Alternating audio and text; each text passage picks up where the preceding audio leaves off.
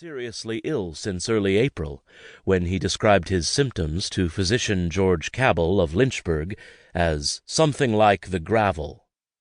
Kidney stones, large and small, the stone and the gravel, were common afflictions in the 18th century, painful or annoying, but rarely fatal. Pharmacy ads in the Virginia Gazette touted cures and treatments such as tincture of goldenrod, Blackry's lixivium, and Swinson's electuary for the stone and gravel. By the 1st of June, Dr. Cabell's diagnosis was more grim. Henry was now suffering from a life-threatening intestinal obstruction called intussusception.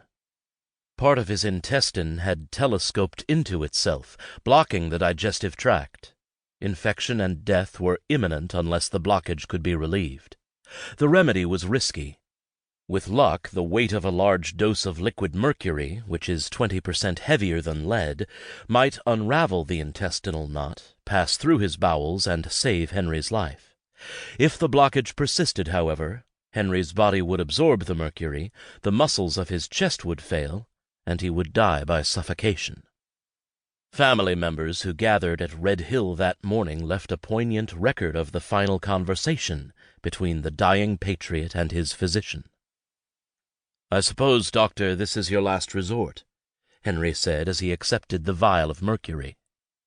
"I'm sorry to say, Governor, that it is," Dr. Cabell replied. "Acute inflammation of the intestines has already taken place, and unless it is removed, mortification will ensue, if it has not already commenced, which I fear." "What will be the effect of this medicine?" Henry asked. "It will give you immediate relief, or—" Cabell was unable to finish his sentence. "You mean," Henry said, "that it will give relief, or will prove fatal immediately?" "You can only live a very short time without it," Cabell explained, "and it may possibly relieve you." "Excuse me, Doctor, for a few minutes," Henry replied, drawing his silk cap down over his eyes. Holding the vial of mercury in his hand, Henry prayed briefly for his family, his country, and himself. He swallowed the medicine and spoke quietly for a while with his family and physician. Finally, he breathed very softly for some moments and died. For half a dozen years, Patrick Henry had regarded Red Hill, the last of the 12 places he had lived since his birth in Hanover County in 1736, as one of the garden spots of the world. 500 feet above sea level, the plantation's 2,900 acres straddled the line between Campbell and Charlotte counties. The southern vista from his house looked down on the ferry across the Stanton River and the wooded hills of Halifax County. Just beyond the southern horizon lay the Virginia-North Carolina border. Drawn in a 1728 feat of exploration celebrated in William Byrd II's History of the Dividing Line.